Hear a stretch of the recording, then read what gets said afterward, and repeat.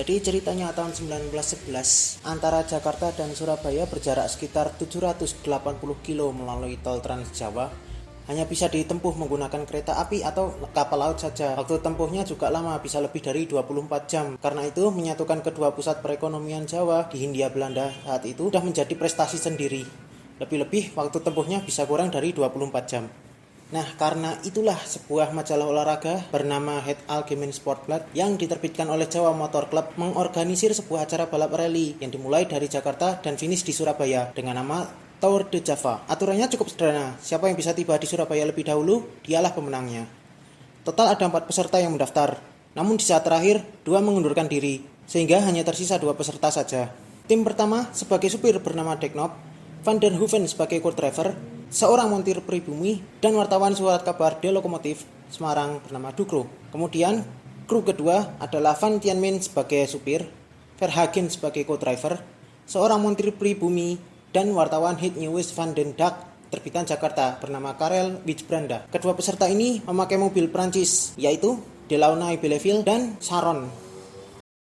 Hari Sabtu tanggal 10 Mei sore di Jalan Matraman Raya, Jakarta, di tengah kerumunan massa yang menonton, dilakukan start pada rally ini. Karena tenaga mesin Delaunay lebih besar 2 kali lipat, jadilah mobil Saron memulai lomba terlebih dahulu dengan jarak 15 menit. Cuaca saat itu sudah mulai gelap, tidak menyurutkan antusiasme penonton dan peserta. Peserta Deknop sudah di belakang kemudi dan mobil berhasil diengkol saat start. Mulailah perlombaan yang kemudian dicatat oleh wartawan yang berada di masing-masing mobil. Dari Jalan Matraman, mobil menuju Bogor, menuju Mr. Cornelis atau Jatinegara, Bidara Cina, Cimanggis, Cipinang, dan seterusnya menuju ke arah Bogor yang saat inilah jalan satu-satunya yang tersedia. Berdasarkan catatan yang ditulis Dukro, pada pukul 6:30, seekor anjing tergilas. Pukul 7:05 mulai nampak lampu-lampu di Bogor, yang kemudian anjing kedua tergilas ketika melalui jalan mendaki. Pukul 7:30 mulai melewati wilayah Sukabumi, lalu pukul 8:15 malam, anjing ketiga tergilas mobil Saron. Sialnya, ketika berada di wilayah Cianjur dekat Gunung Masikit, mobil Saron mengalami kecelakaan. Mobil terbalik dan menimpa semua kru, termasuk wartawan Dukro yang sedang berusaha tidur. Beruntung, seluruh kru selamat meskipun mobil mengalami beberapa kerusakan. Para kru kemudian mulai membalikkan mobil sembari menginventarisir apa saja yang rusak. Kru kemudian mendorong mobil yang terperosok keluar, dan ketika mencoba menghidupkan kembali mobil, semua gembira karena mobil masih bisa melaju. Namun kegembiraan ini tidak berlangsung lama, karena ternyata mobil Delaunay yang dikemudikan Van Tienen melintas dan membunyikan tuter, sambil menawari bantuan meski akhirnya ditolak. Karena sudah tersusul, Deknop kemudian bergegas memasang ban baru, sementara Der Hoeven mengetok spakbor yang penyok.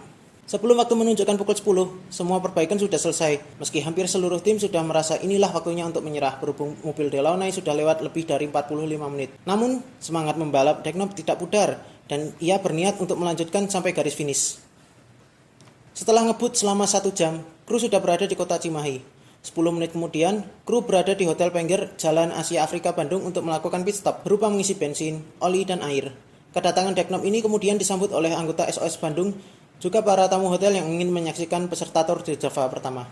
Setelah itu, para kru kemudian melanjutkan usahanya mengejar mobil Delaunay, dan ketika sampai di wilayah Sumedang, Van den Hoeven menggantikan Deknop sebagai pengemudi. Mulai pukul 3 pagi, peserta sudah memasuki wilayah Cirebon. Masyarakat Cirebon cukup antusias. Dari informasi yang didapat masyarakat Cirebon, Deknop mengetahui kalau mobil Delaunay baru saja lewat 20 menit yang lalu. Dengan semangat, Deknop kemudian tajam gas untuk menyusul lawannya dan bertekad sebelum masuk Semarang mobilnya harus sudah menyusul lawannya. Pukul 4 pagi, warga Tegal baru saja bangun tidur, memberikan informasi bahwa mobil Delaunay baru saja lewat 5 menit yang lalu.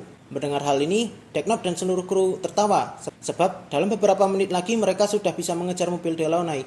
Benar saja, dalam beberapa menit kemudian debu yang dihasilkan mobil Delaunay mulai terlihat. Karena penglihatan yang cukup terganggu, Deknop memutuskan untuk mulai menyalip ketika sudah terang, berhubung fajar mulai terlihat di ufuk timur. Tepat di tanjakan Pelelen, suara tuter yang dibunyikan Van den Hoeven tidak didengar oleh pengemudi Delaunay, sehingga Van den Hoeven mulai ambil resiko untuk menyalip dan akhirnya sukses. Pukul 6:30, para peserta sudah sampai di Kendal, dan pukul 6:50 para peserta sudah masuk ke kota Semarang. Lanjut ke Demak dan Kudus. Mobil Saron tidak mengalami masalah apapun. Ketika melintasi Kali Juwana, mobil harus ditarik perahu tambang karena tidak ada jembatan saat itu. Setelah menyeberangi sungai, mobil melaju sampai ke Rembang dan menyentuh top speed 85 km per jam di beberapa titik. Mobil terus meluncur sampai wilayah Gresik dan kemudian sampailah di wilayah kota Surabaya. Disinilah kru mobil Saron memenangkan perlombaan. Total waktu yang ditempuh peserta adalah 19 jam 26 menit dan menjadi rekor baru karena inilah pertama kalinya Jakarta-Surabaya bisa ditempuh dalam waktu kurang dari 24 jam. Rata-rata kecepatan yang ditempuh mobil Saron ini hanya 44 km per jam saja. Bagaimana nasib mobil Delaunay? Setelah disalip mobil Saron, Karel Wijbrand dan mobilnya mengalami kecelakaan membentur batu lalu terjungkal. Para kru baik-baik saja kecuali Karel Wijbrand yang harus diangkut ke rumah sakit. Sekitar awal tahun saya mendapatkan kabar dari orang yang mengaku sebagai cucu dari Frank Kois Deknop yang memenangkan rally ini. Beliau menceritakan pada tahun 1920-an, Deknop kembali ke Eropa dan membangun bisnisnya dan menjadi orang yang sangat sukses. Saking suksesnya, ia mampu membeli sebuah Isotta Fraschini, mobil mewah dari Italia pada zaman itu. Sayangnya, dia bangkrut pada depresi besar tahun 1929 dan akhirnya memilih untuk bunuh diri.